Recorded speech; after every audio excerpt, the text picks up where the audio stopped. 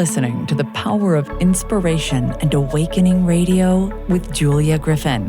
To master a higher frequency for a new state of mind. Once you walked in a forest of splendor in which everything you did and everything you thought was aligned. It is possible at this time to begin to return to the old knowledge.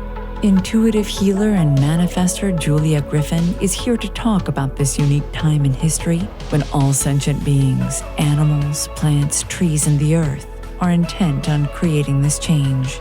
The wolves awakened her to the most incredible light, which opened gifts and brought knowledge that she longs to share. You are creators, and you were born to be creators of beauty, possibility, and joy. Join Julia on a journey into a beautiful and magical world where amazing possibilities exist. Let us help open the door. The Power of Inspiration and Awakening with Julia Griffin starts right now.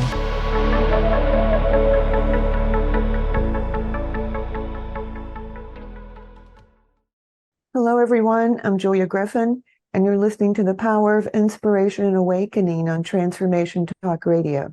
Stay with us for the next hour and let us help you experience a higher vibration and a new state of mind. We have a wonderful guest today, Kathryn Hudson. Welcome, Kathryn.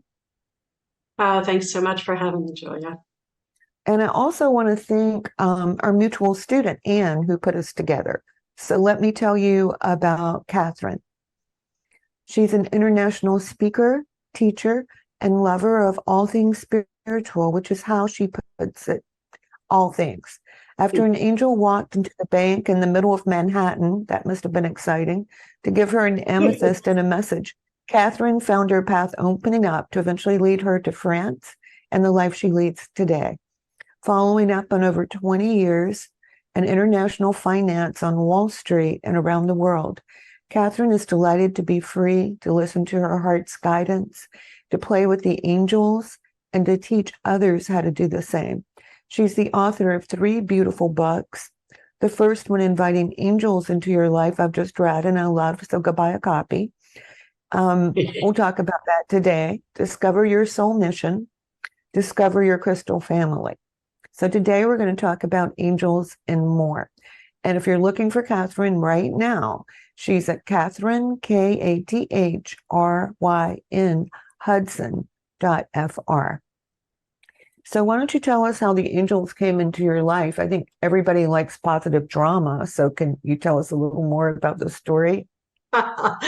Well, basically you had it in a nutshell. But at the time, and it's more than 20 years ago, I was working in Manhattan. I had been on Wall Street for a time. I actually became a banker with the vision of eventually making it to France. So this was what I would call a soul seed, but it wasn't happening. And I was really, well, you can imagine, I am flourishing now, so maybe not flourishing in the atmosphere of a bank, and definitely felt like I was out of sync with the people around me, et cetera. So, well, I'm Irish, and as Irish people can own up to, we grew up with a certain amount of lubrication. That is to say, there was a lot of alcohol around me as I was growing up. And I didn't realize it at the time, but I was doing a fair amount of self-anesthetizing. And so one day I'm in the bank, hungover, trying to avoid all clients. And then at about 10:30 that morning, somebody walked into the bank, and she did not. At the time, there were tellers along a wall, so I'm dating myself. She did not go to the tellers. Rather, she was heading towards the officers, myself and 2 very alert and bright-eyed and bushy-tailed nice people that were saying, "May I help you?" I got up from my desk, turned my back on the person, bent over, opened up the lowest drawer possible. Basically, I gave her my butt to look at and pretended to look for a file. I was really trying not to work that day. Oh, Lord, I have such sympathy for the person that I was when I think back on it. But it didn't work. The person did not accept to go to the other officers who were available and smiling and nice, but instead came directly to me. You know when somebody's looking at your back, you can feel it, or at least sometimes we can. So I knew what was going on and decided to make a little noise to try to scare her away, kind of like scaring off predators in the wild. So I was using some language, colorful language. shoot, darn it, except not with those words, like as if this was really an important document that I was looking for, hoping she would leave. Well, she didn't. She sat down at my desk. She sat down. And where I come from, the Bronx in New York, well, when somebody stands up for themselves like that, you got to respect it. So I, heavy sigh, got up, turned, extended my hand, and with a very fake smile said, "Welcome to the bank. I'm Kathryn Hudson. How may I help you?" And that's when everything changed. She did not take my hand. She said, "I'm here to help you." And she placed a crystal, an amethyst crystal, into my hand, saying, "This will help you with your addictions." Well, for the first time in my life, I had what they call here in France a viper's tongue. I was pretty small, and in the Bronx you have to defend yourself, so I was pretty quick with the retorts. That day, for the first time, I think I had nothing. My brain was trying to figure it all out. What's going on here? What's going on here? And finally, I thought I understood, and I lifted my head, thinking that she was trying to sell it to me. And I was going to say, "Ma'am, we're serious. This is a bank. This is a place of it." She was already at the door. So somebody that I never saw before and never saw after, unfortunately, I was hoping when the books came out, she might find me again. Never saw before, never saw after, came and in the middle of Manhattan, gave me a message that I really needed to hear. So given that a crystal was involved, you can understand how my path has involved crystals also. But one asks me, I get asked pretty often, "Kat, do you think that that was an angel?" And for me, the answer is yes. An expression of the source that can help us with grace, that brings grace into life. But whether it was one of my guardian angels that were just so tired of trying to save me from the sticky situations I was getting myself into, that I was keeping them really very busy, or it was somebody who had such a clear channel that she was sent, and once she performed the action, she delivered the message she left. So either it was an angel in human form just for that moment, which I think is the case because I can't remember her face, but I remember everything else. I think they appear when there's a turning point for people. I know years ago I read something about a huge airplane wreck in Atlanta, and almost every single person who lived described the woman that was an angel to other people. Some people she was an angel, some people she was a person, but they all described her exactly the same, and no one could find her when help came. And this is it. There's an intervention that occurs that brings grace into a life, and one is marked forever. So that was a turning point for me. The ship, it was a cruise ship going in the wrong direction, so it took a while to right itself, but it did start that day. And frankly, that day I was like, what? I was afraid of the stone. I was putting the crystal in the drawer and then taking it back out. Like, what the heck? Things shifted though, really from, I can point to that day as a turning point. And I think I knew that a turning point was going to come. There's an inner knowing. We know when we're not in our place. We know when we're not where we're supposed to be. And in fact, it is that knowing that can help us to understand that means that there is a place that we are supposed to be. And I talk about that in the later book, Soul Mission. But really that day, I knew I was, twiddling my thumbs in the finance industry and playing a role that wasn't truly myself. So thank you to you. That's the wonderful thing about the unseen world. Yes. I think that they know those seconds when we're ready to shift. And a lot of times it can feel like a lot of boring time passes when you're in between point A and C, when you're stuck in B. But they do come if you really want in your soul for that change. Now, I know you studied with Doreen Virtue, but something that was interesting to me about her book is that you sort of picked up where she left off with all your descriptions of the archangels and angels and energy centers and how to connect specifically for different traits with the angels. I was really struck by that because I had the earlier book and I would always think she didn't finish telling me about this, but I guess you did.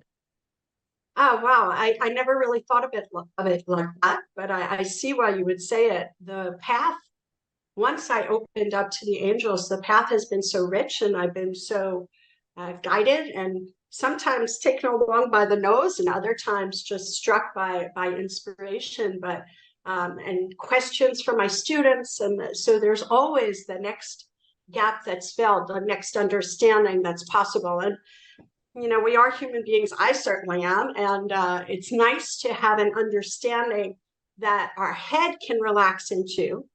I was a banker for 22 years.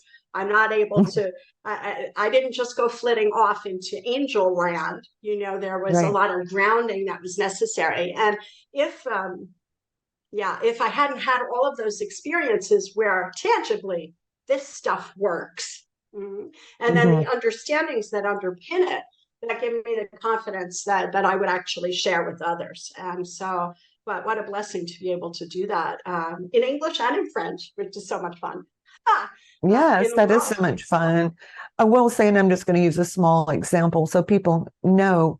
Now, some of the archangels that I had worked with in the past on my own, and I'm just going to list Chamuel for an example. All the things that you listed, I had already picked up on.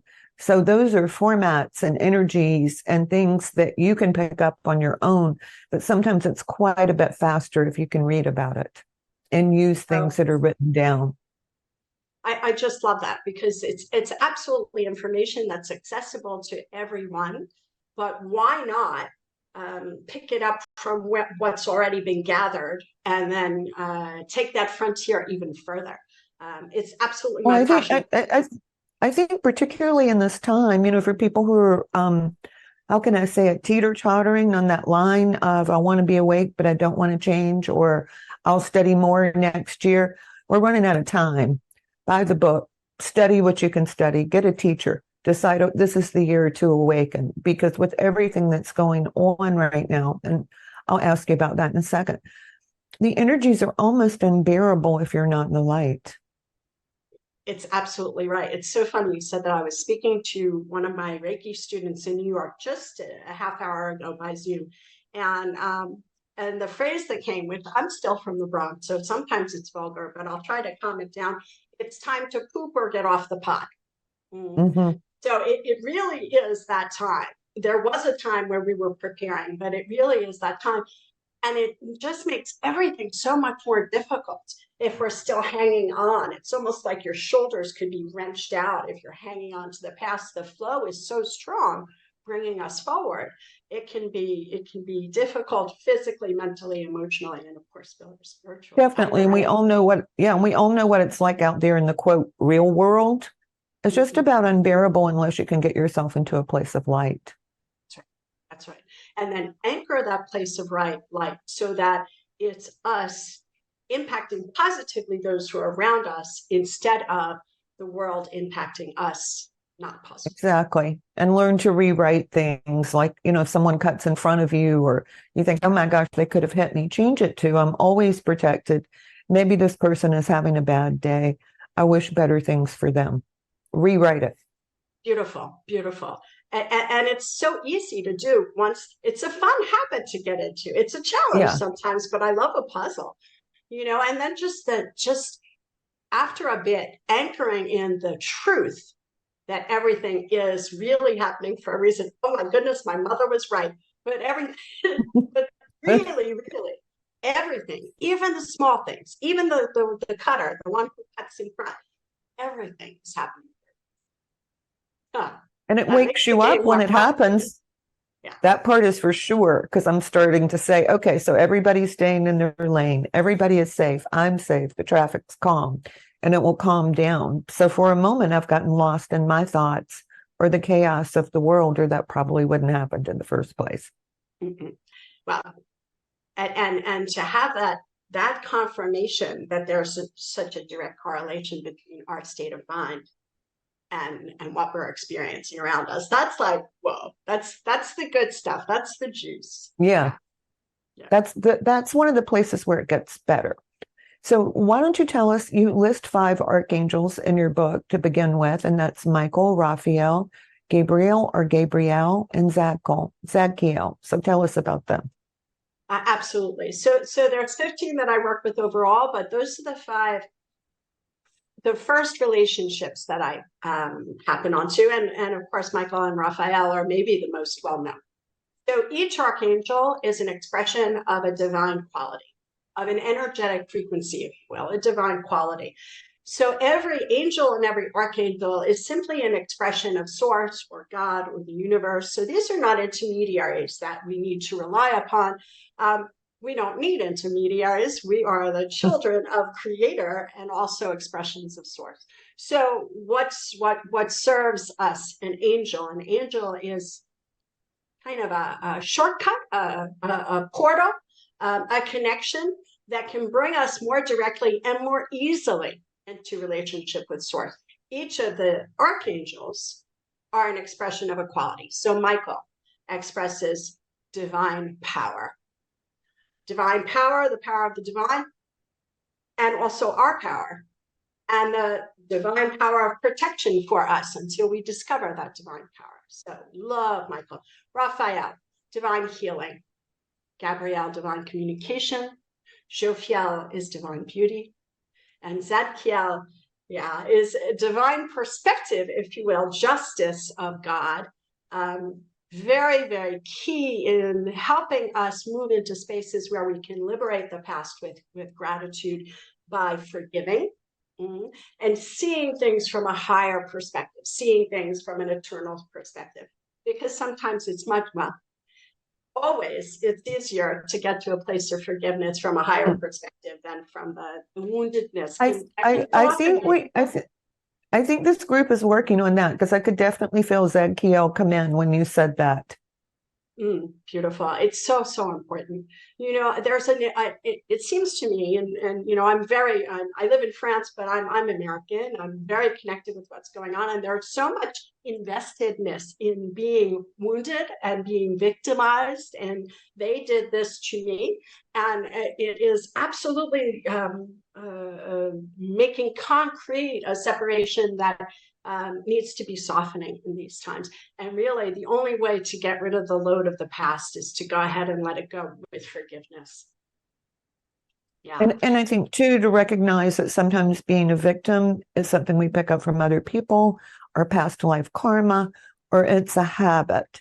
So when I feel that way, and yes, this is a little passive aggressive, I want to be angry, and I always think about, I could say this and it would totally wreck what you're saying to me. And then I think, so what good would that do? They would love it if I would fight more with them.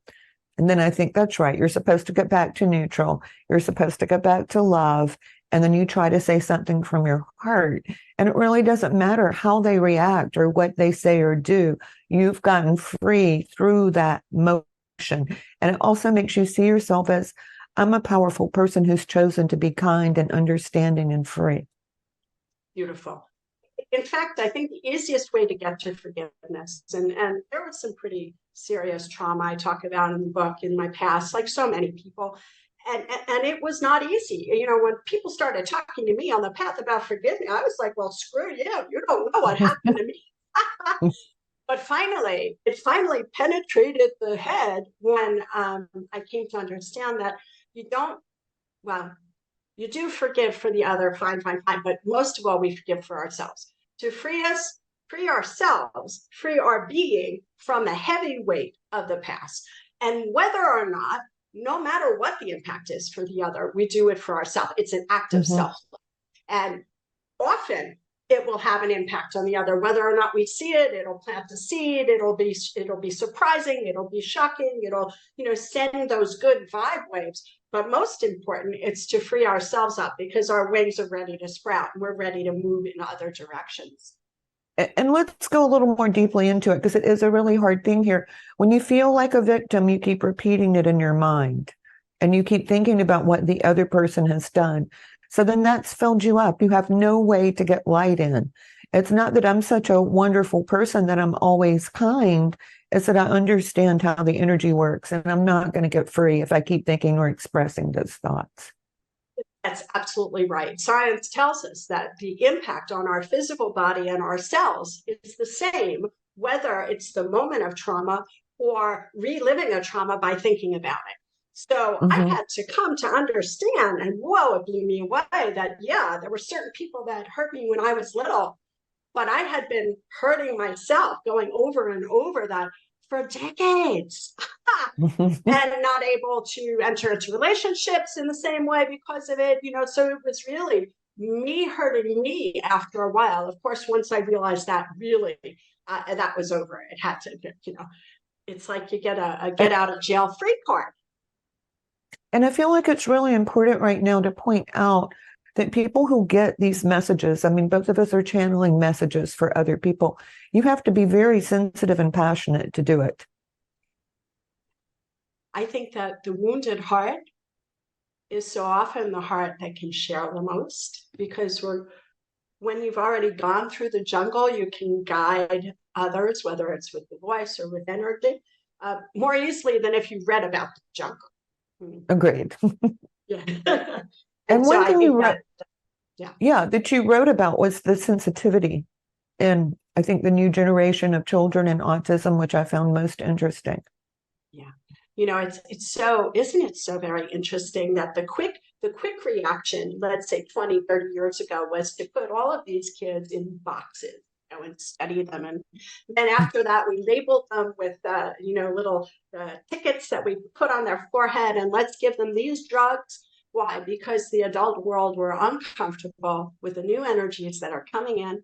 These, for me, are citizens of what will be, and the world hasn't caught up to them energetically yet. So of course it's not possible to the noises and the sounds and the energies are too harsh for souls that are evolved. So the people who think that these are lesser human beings are very funny, because in fact they're here already laying the groundwork for what's to come. Doesn't make it any easier for their parents, doesn't make it any easier for them.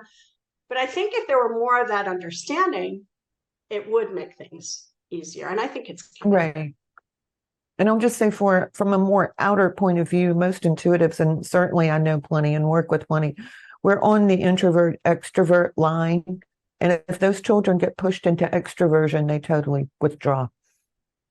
It's that. And what has the world esteemed and valued the most in the past? The extrovert.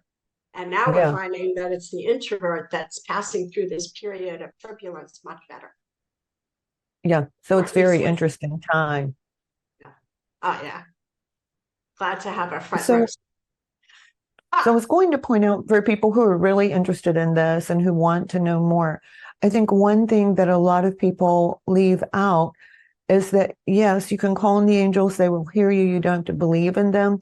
But if you get a sign or things start working, it's very wise to start practicing, because the more we practice, the more easily our body and, say, our normal consciousness, if I'm ever in it, pop into that. I think that it's kind of like in the Matrix. I don't know these. I'm dating myself with these old movies, but at one point the primary character, Keanu Reeves, saw a cat, and then he saw the same cat again. And it was that kind of woke him up and to realize that there was a matrix. So here, what we're seeing so much of, there are a lot of people seeing signs, and there might be numbers that repeat or mirroring ours. Often there are, of course, feathers, which, everybody who doesn't love a good feather story, but and some other signs that are more personal, because there's a lot of help for sensitive souls that are ready to awaken. So those moments, if we can be cognizant of them, and when they happen, what I love is that there's so the body is reacting. The body recognizes the sign first, and then the second thing that often happens that I love is that the head's going to reject it. So the head that was raised by this society, but will say, oh, well, of course there are feathers, there are birds everywhere. But it's the body that's attuned and sensitized to it. So the heart might skip a beat, or the breath, or we might get some chills. The agreeable kind, the chills that let us know that something special is happening in the moment. And to learn to value and esteem those indicators, instead of denigrating the importance of our body in the process of spiritual awakening. Yeah, so identifying intuition is important. And because you mentioned the cat, seeing the cat, what I was going to say is a lot of times people don't realize that if there's a place that more than once you've had that sensation, that's a place that's good for you intuitively and energetically.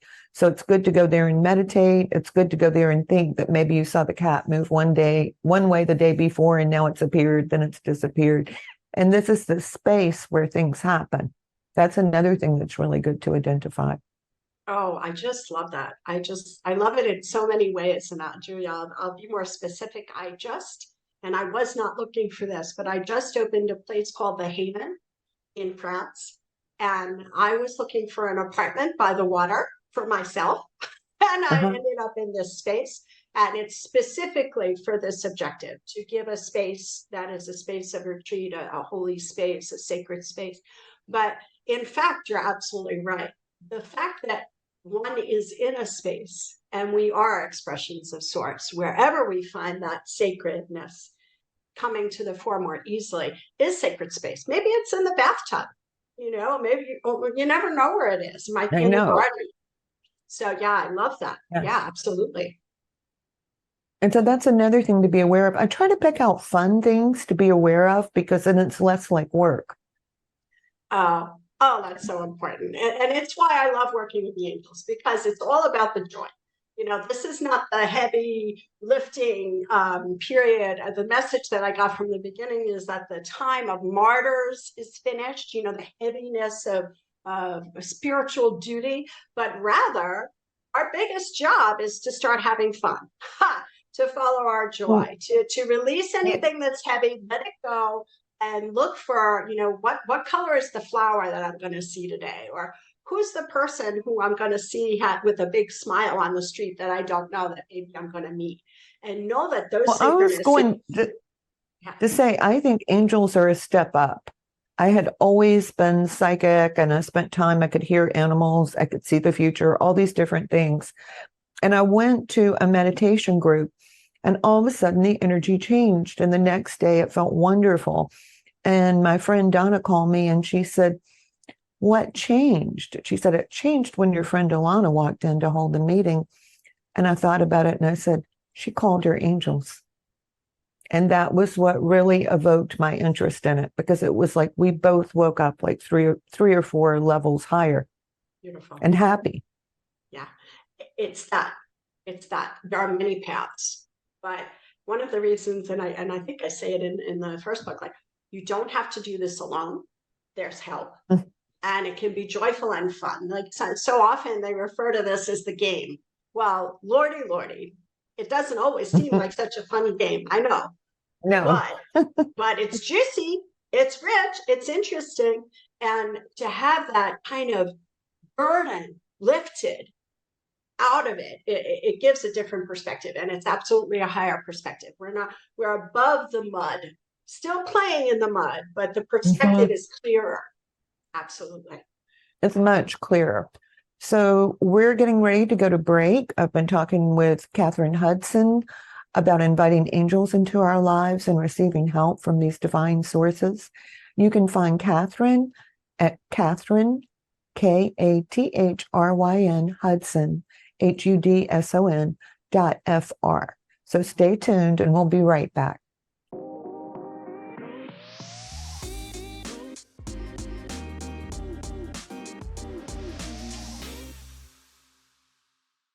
Welcome back, everyone. I'm Julia Griffin at onetrueself.com, onetrueself.com, and I'm talking with Kathryn Hudson. She's at Kathryn, KathrynHudson.FR. And we're talking about the amazing world of angels. Now, as all of you know, we're going through a big spiritual shift.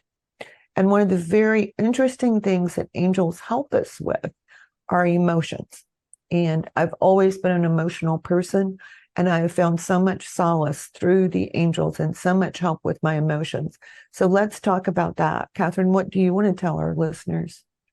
Well, the first thing that I'd like to say, because it just touches me so deeply, this point. I don't know about you, but I grew up in a world where I wasn't really allowed to cry.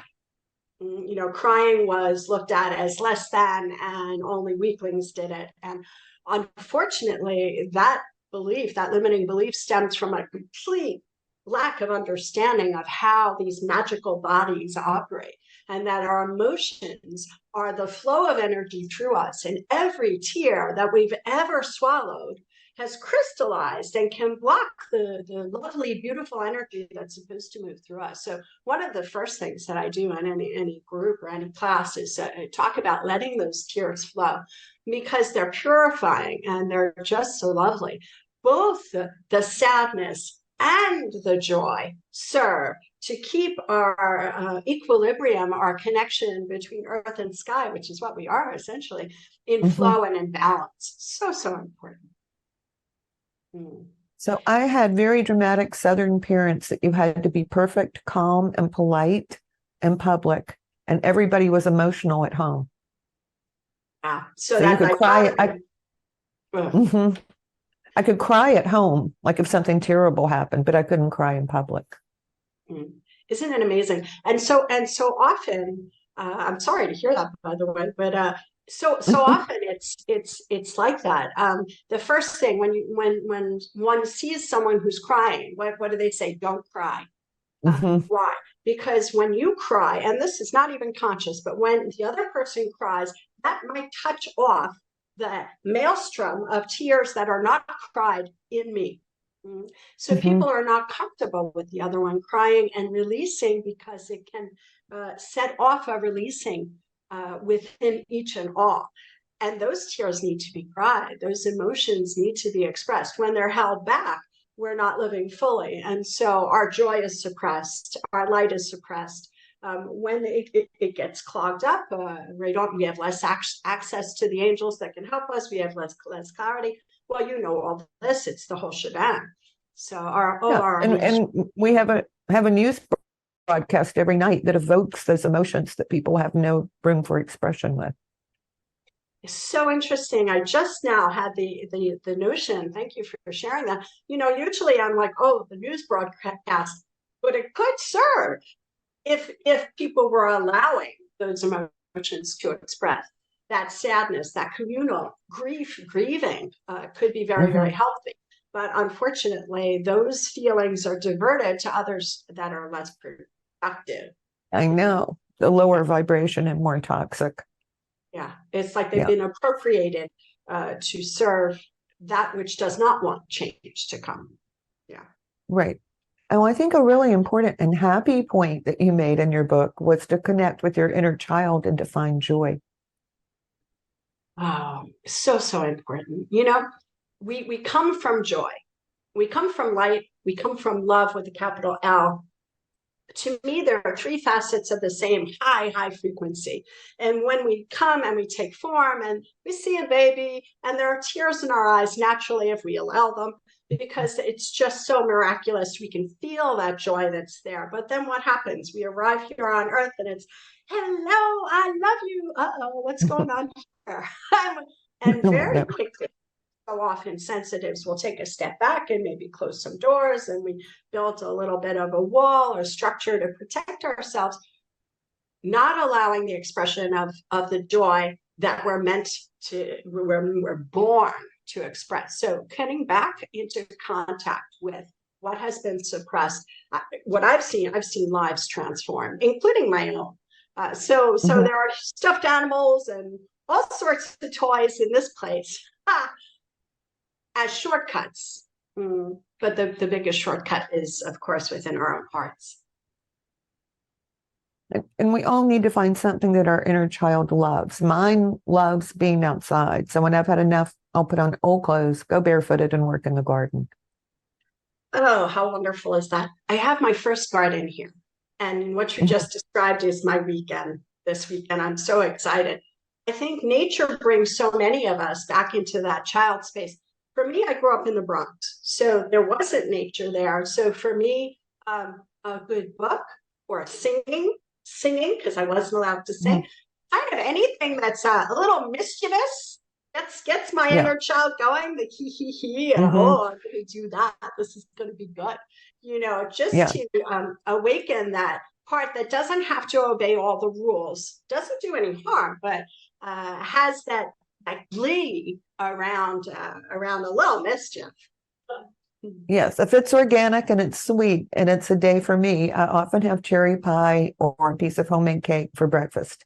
It absolutely thrills me. I mean, you can tell. But it's that, and so often, like when I teach inner child work in different countries, I will find out what the candy of reference was, for that country, and I bring it in, and so people say, oh, well, it's not very spiritual to have sugar. Stop it. At some point, there's got to be some flexibility and flow. And so often what goes into our mouth can bring us right back into other states of joy or states of less than joy. So I want to always think when I eat it, this makes me so happy. And I can't eat a lot of it because it'll make me sick because I eat well most of the time. But just to wake up and do that, which I'm sure is something my parents never would have let me do, is so exciting. Yeah. That's it. Just a little, just enough to get that going. Because that is connecting to the fact that this is a game. And I think we have to have that because your inner child is the one that's creative when you're trying to manifest.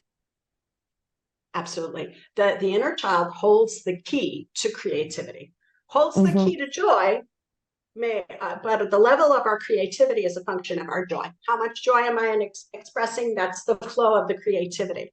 Yeah. So the little kid has the key. So yeah, it's time. It's time. If you're not already buddying up, it's time to seek out that amazing, beautiful gift from God. I think at least 3 or 4 hours a week. Oh yeah. Absolutely. Or even one sort of a rendezvous one day. Okay, so I'm going to the beach. I'm not taking anybody with me. On Tuesday morning, I already blocked it out. This is a real thing. Tuesday morning, I'm going to the beach, and it's just me and maybe a notebook, and definitely bare feet and a bathing suit. So to do it consciously reinforces that access to that part of us, which is already joyful, just waiting to come out. Yeah, I always say I don't have to do anything I don't want to do today. Love that. Yeah. Love that. Because it's it really changes it. Yeah. Let her out of the cage. So I was going to ask you about calm. I know there's a section on your book on creating calm, and I found it very helpful. Can you share some tips about that? Absolutely. Pulling away from the noise of the world is what I'm talking about when it's calm. And it's not necessarily silence, although it could be silence. For some people, silence is a trigger. So lowering the volume, soft music, the sounds of birds singing, deep breathing, even sport, depending on the person. So practicing sport or simply walking. Of course, Qigong, Tai Chi, the beautiful arts that can bring us into those spaces. But for somebody who has not ever tasted any of those, a long walk and without the headphones, just noticing, what is it that I notice? Why is it that I notice? And I think I personally would suggest and invite your angels along, because when we invite our angels along, it brings in that quality of peace, and it offers them an opportunity, because they have to wait for our request. It offers them an opportunity to make their presence known. I don't know about you, but when I know that that's one of the biggest tips. It's to a biggie. Yeah, and you don't need any special words for it. Your heart's desire is already recognized. So, that lady on the radio, she said to ask the angels along. Okay, we'll see what happens. That suffices. There's no need for any level of belief. There's just a curiosity. But when they're around, the peace is upped, and the calm just naturally flows with it. Energy seeks equilibrium. I was thinking, the angels see us through a better window than the one we see ourselves through. Oh, yes. Well, the angels are, yeah, completely. The angels see us as perfect. Imperfect, okay, but perfect in our imperfection. The Right. loving expression of source. So an angel is source expressed to accompany us individually on this journey. And so they see us only with eyes of love. Imagine you love your child so much. You see what they've done wrong, but you love them. I mean, you just love them. You just love the heck out. And the sun rises and sets on them. That is how the angels see us, and they're not wrong. They're right. So unfortunately, so many of us have assumed the vision of ourselves that was imposed upon us by a world that really doesn't understand. Right. Huh. And I think that's one of the big changes that we'll come to as the energy flips over, as the people who are working on awakening will soon see themselves in a better light, see themselves more capable of creating whatever it is that they want with the help of the higher forces.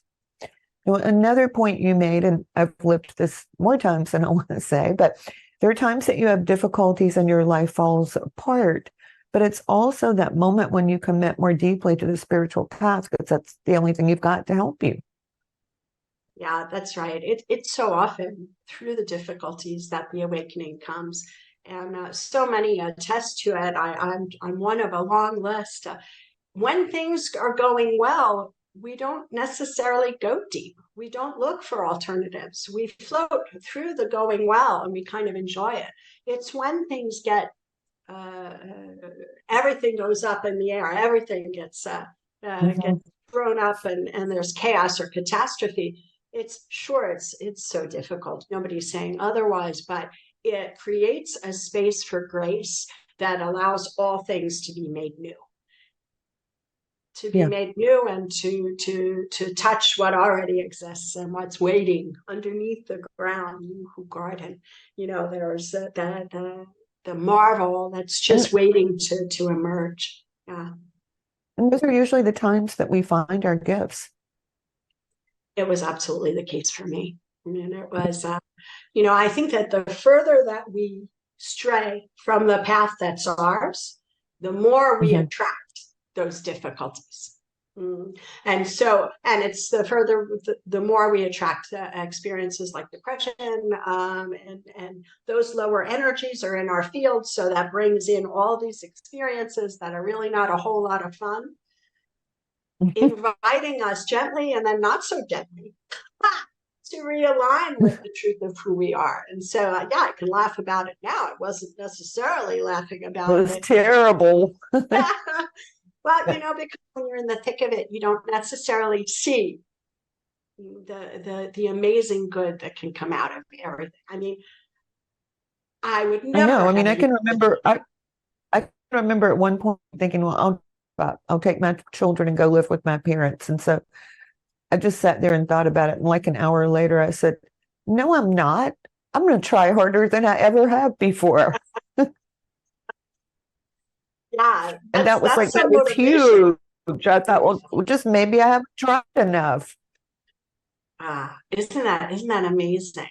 And just stewing in the juices until that no or that yes. The no, that's a yes. Yeah. Yeah. Beautiful. It's you pass this line of determination. Mm-mm. Yeah, I think there's something, don't you? I think there's something that inside us that knows. I think so too. Just like when you said it was the most unlikely time for an angel to visit you. And one way it was, and another way that's the only time they do show up. Yeah, and exactly when I needed it. Exactly when I didn't want it necessarily. I didn't want but so beautifully. There's something poetic in it, I think, as a lover of words. Yeah, there is. And that's the way all of this is. So for all of you who are looking for this kind of big change now, somehow the angels manage to feel very gently as they navigate you.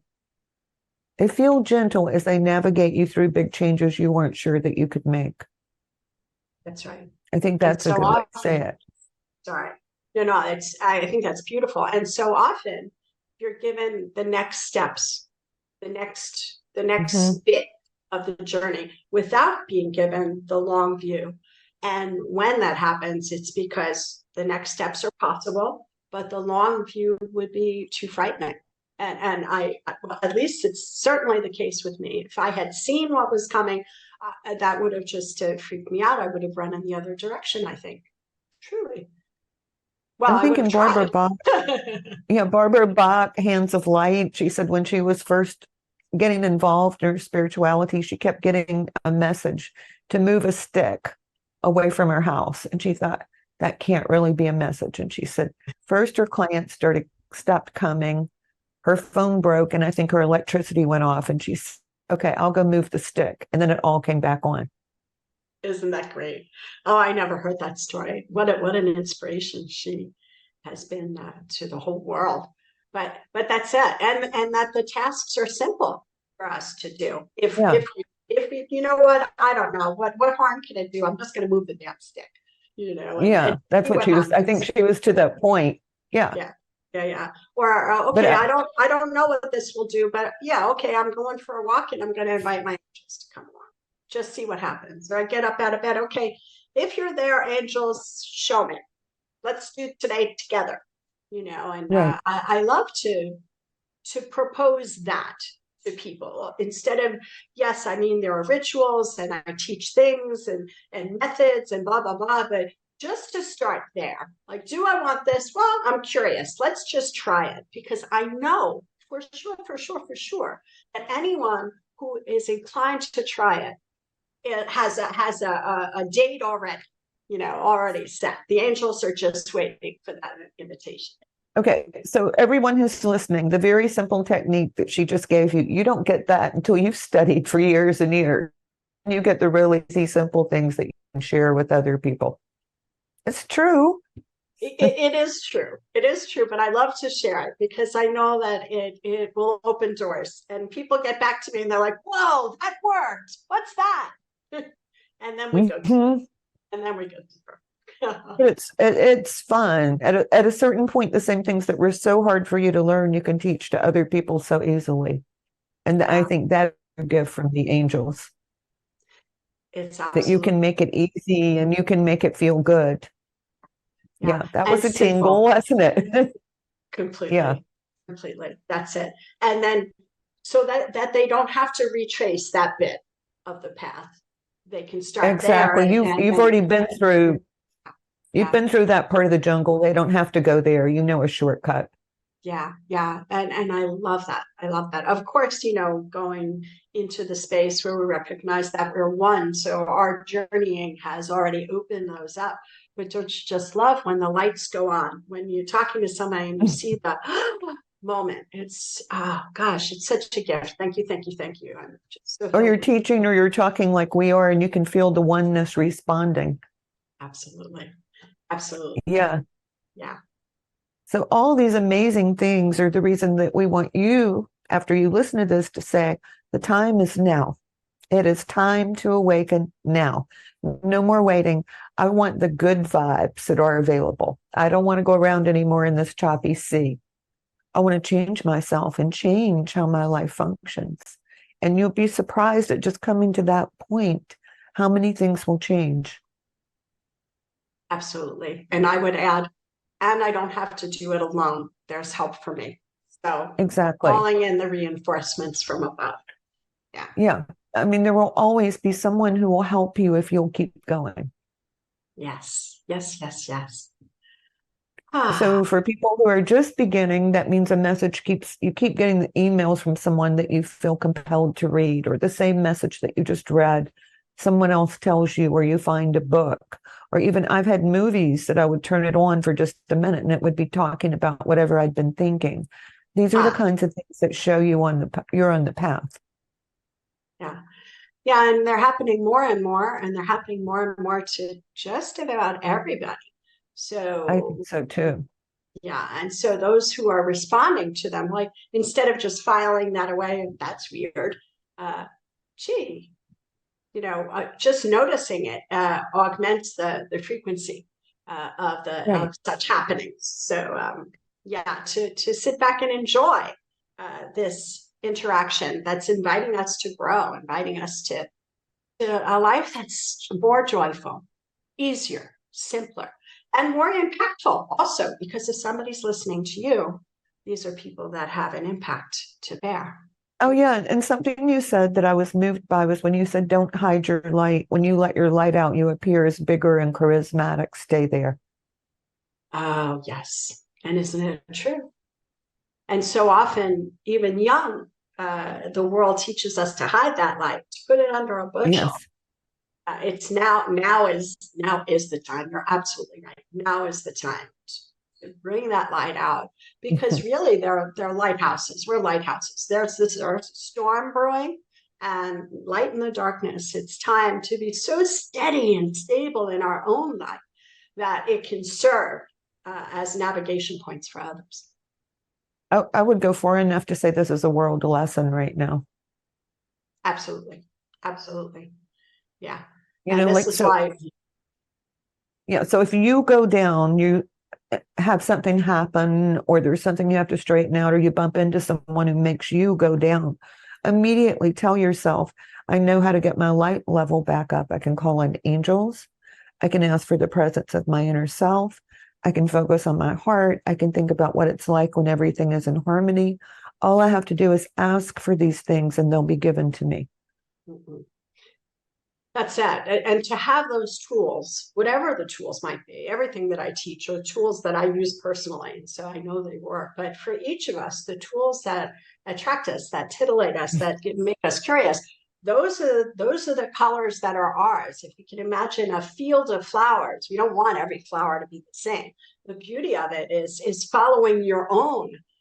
Gee, that's what's going to lift me back up. That's what I need today, this moment. Yeah, absolutely. Yeah, and we're not saying do exactly what we say. We're saying think about what we're saying and apply it for yourself.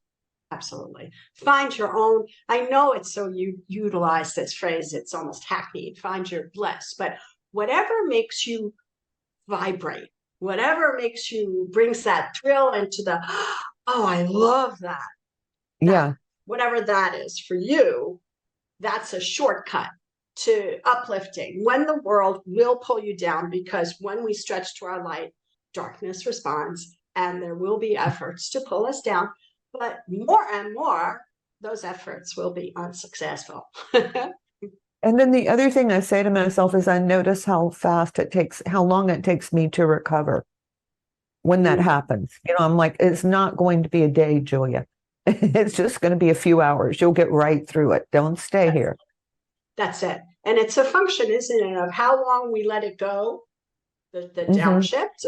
And more, if we're in an aligned space, more and more, the recovery sometimes it's just a blip. And that's I saw that. Yeah, I'm back. And I don't think I'm going to add, it's not like it was 10 or 15 years ago when if you were light, you just stayed up on this wonderful uplifting energy. Now we're all up and down, and that's something we're all taking on, in my opinion. Oh, I agree with you. I think that for those that are called to be light workers or whatever, and there's so many of us now, it's the idea is not to float up in the air with the fairies and the angels, but rather to stay anchored here and now, to bring that energy down into the mud, into the crap, if you will, and to be joyful as we play in those spaces, so that more space for grace is anchored, you know, both for our Mother Earth and for all our brothers and sisters, because we are one big family. I didn't say happy.